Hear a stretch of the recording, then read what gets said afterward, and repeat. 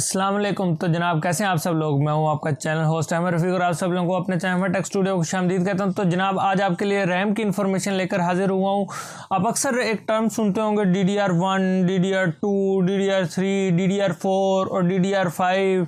आजकल लेटेस्ट यानी रैम आई हुई है, तो उसके बारे में तो नहीं बता सकता क्योंकि वो फिजिकली अवेल नहीं है, लेकिन DDR4 तक मैं आपको उसका फिजिकल डिफरेंस भी बता देता हूँ और उसका बता भी देता हूँ ये कहाँ से कहाँ तक इन्होंने सपोर्ट किया और काम किया है। तो जनाब सबसे पहले हम आ जाते हैं DDR1 के ऊपर। DDR1 पुराने आपको याद होगा पेंटियम यानी पीसीज होते थे, पेंटियम 1, 2, 3, 4, उनमें DDR1 रैम लगती थी। फिर उसके बाद जनाब डुअल कोर आ गए, जैसे HP के मॉडल HP 7600, 77, 78 और 79, और डेल के जैसे 360 और डेल ऑप्टीप्लेक्स के इस तरह के मॉडल 745, 755, इनमें DDR2 रैम लगती रही है। और इसके अलावा फिर आ गया HP 8000 आ गया, डेल का 780 मॉडल आ गया, उसके बाद HP का यानी 6000 मॉडल आ गया, और इसके अलावा HP के यानी 8100 कोर आई सीरीज़ में आ गया, फिर 8200, 8300, 80 यानी HP 800 G1 बाकायदा 5th जनरेशन तक, फिर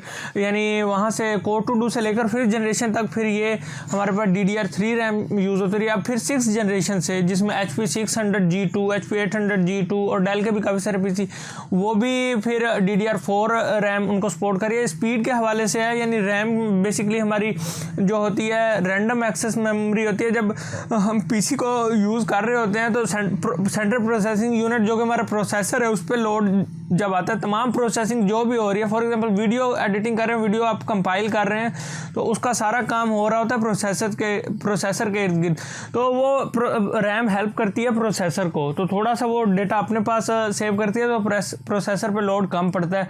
तो इस तरह जितनी अच्छी रैम, अक्सर आप लोगों ने सुना होगा कि शॉप, अगर आप लोग किसी कंप्यूटर शॉप पे गए हैं तो वो लोग कहते हैं कि आप कहते हैं कि पीसी स्लो चल रहा है, तो आमतौर पे उनका पहली बात ये है कि पहले आप रैम बढ़ा लें। लेकिन अगर फिर भी ना हो, फिर वो कहते होते हैं कि आप पीसी बड़ा ले लें, तो उसका मतलब होता है कि CPU फिर बढ़ा लें। अगर फिर भी रैम बढ़ाने के बावजूद भी आपका काम नहीं हो पा रहा, तो चलें इसका फिजिकल डिफरेंस देख लेते हैं और साथ साथ ही उसका यानी देख लेते हैं कौन सी बस स्पीड तक और कहाँ तक वो लोग सपोर्ट करती रही हैं रैम्स। चलें रैम को देखते हैं। तो जनाब सबसे पहले हम यहाँ पर इस तरफ से ये हमारे पास है DDR1 रैम, और जनाब अगर आप इसकी और इस तरफ है सबसे ज़्यादा ये है DDR4 रैम। तो आप पहले तो फिजिकल डिफरेंस देख लें। इनका जो ये दरमियान में कट है, ये वाला ये जो कट है, ये सबसे पहले DDR1 का सबसे नीचे है, फिर इसके बाद आ जाती है DDR2, इसका थोड़ा सा DDR1 से ऊपर है लेकिन DDR3 से बहुत नीचे है। DDR3 का जो है वो बहुत ज़्यादा ऊपर चला गया है कट, यानी एक साइड की तरफ हो गया। और यहाँ पर देख लें तो ये कट यानी ये थोड़ा सा नीचे है, ये DDR1 और DDR2 के आसपास ही है, लेकिन ये बिल्कुल सेम बिल्कुल भी नहीं है। तो जनाब इस चीज़ से मैं इस बात का भी जवाब देता चलूँ, अक्सर लोग पूछते हैं कि क्या DDR2 वाले पीसी में DDR4 रैम या DDR3 रैम लग सकती है। तो आप फिजिकल डिफरेंस ही देख सकते हैं कि ये पॉसिबल ही नहीं है कि उस मदरबोर्ड में जिसमें DDR2 रैम लगती है उसमें DDR3 या DDR4 या DDR1 लग जाए, क्योंकि उनका वहाँ पे उन्होंने पोर्ट ही इस तरह से बनाई हुई है कि वो फिजिकली लगना ही यानी पॉसिबल नहीं है। तो जनाब इसका बाकी देख लेते हैं। तो यहाँ पे राइटिंग पे आ जाते हैं।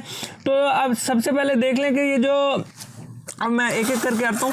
तो ये जो DDR1 है, इसके अंदर हमारी जो बस स्पीड है, आप फोकस करें यहाँ पे 500, ये तो MBs है ना, 512, तो नीचे आ जाए तो ये 2700U ये हमारी बस स्पीड है, ये है असल रैम की यानी चीज़। तो ये हमारी 2700U तक बस स्पीड को सपोर्ट करती है। और DDR2 पे आ जाएँ अगर हम, तो यहाँ पर आप देख सकते हैं 6400U, यानी ये इसकी बस स्पीड बहुत ज़्यादा हो गई है। बाकी इस बस स्पीड में भी 512 भी अवेल होगी, 1GB भी अवेल होगी, इसी तरह उसमें DDR1 में भी अवेल थी। फिर आ जाते हैं DDR3 रैम में।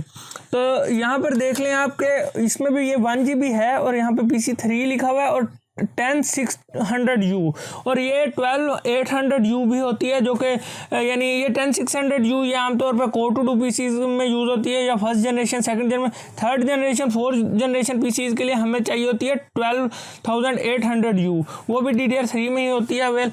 और अब आ जाते हैं हम अपनी लास्ट पे वो है हमारी जनाब DDR4 रैम। इसके अंदर आप देख सकते हैं इन्होंने सबसे पहले तो वहाँ पर PC3 लिखा हुआ था DDR3 में, यहाँ पे फोकस करें तो ये PC4 लिखा हुआ है बाकायदा, और ये 2400T, ये इसकी बात स्पीड की उन्होंने U से T में कन्वर्ट कर दिया, तो ये यानी और ही अपनी ही क्लास में चली गई है।